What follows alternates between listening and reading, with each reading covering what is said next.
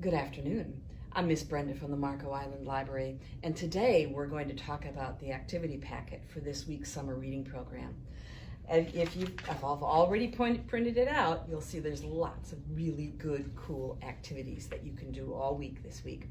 And one of them is going over and making these really cool window clings of your very own. So, are you ready to get started?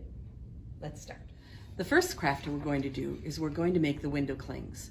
So you're going to print the activity packet from this week and keep that aside.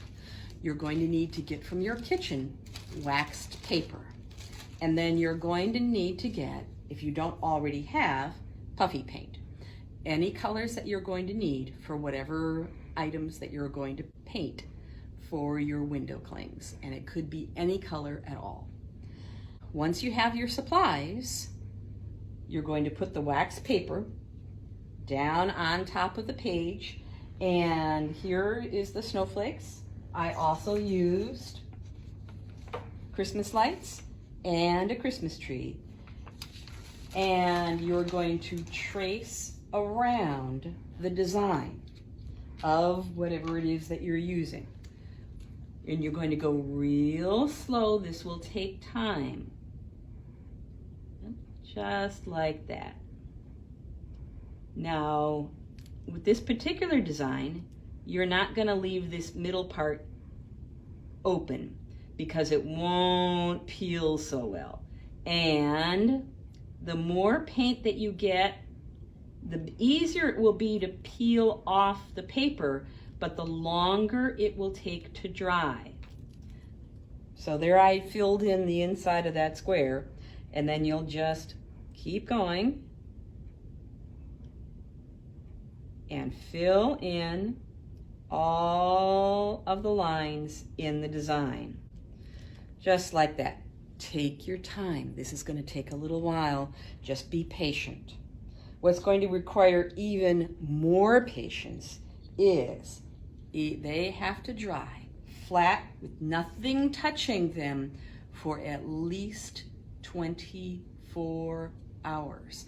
Before that, they'll look like they're done, but when you touch them, they'll be all sticky and they'll stick to your fingers. And what I did with my snowflakes is I added glitter, because what's a snowflake without sparkles?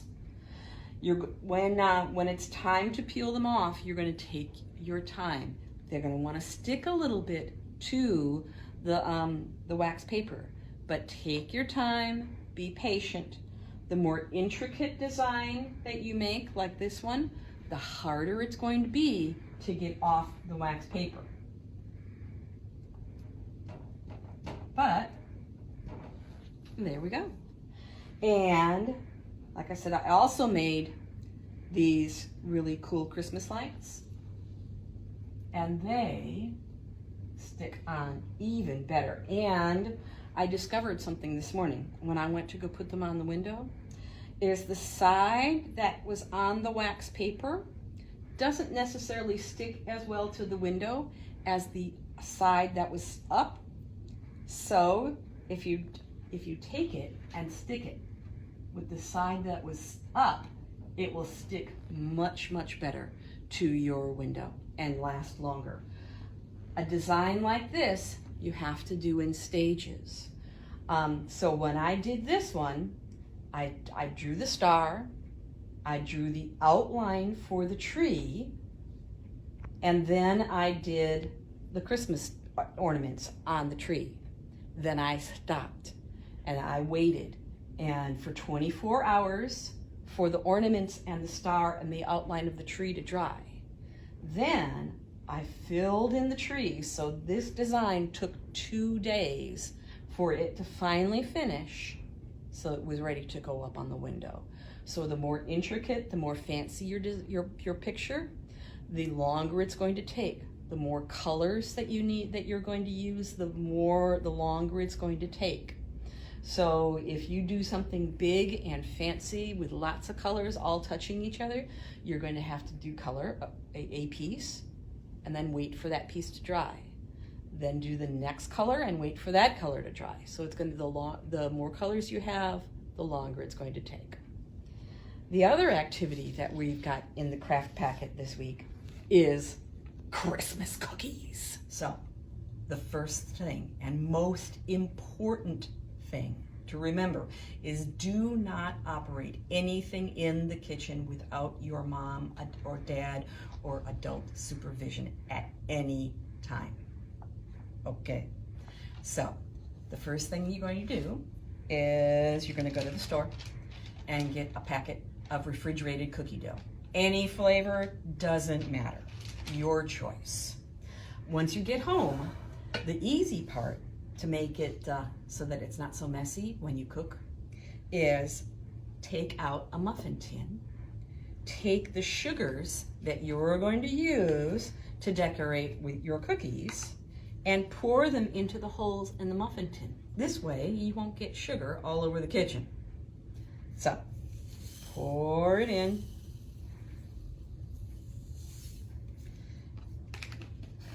And take your first cookie and dip it into whichever sugar you want to use. Sometimes you might want to just dip one side in a color and then dip the other side in a different color.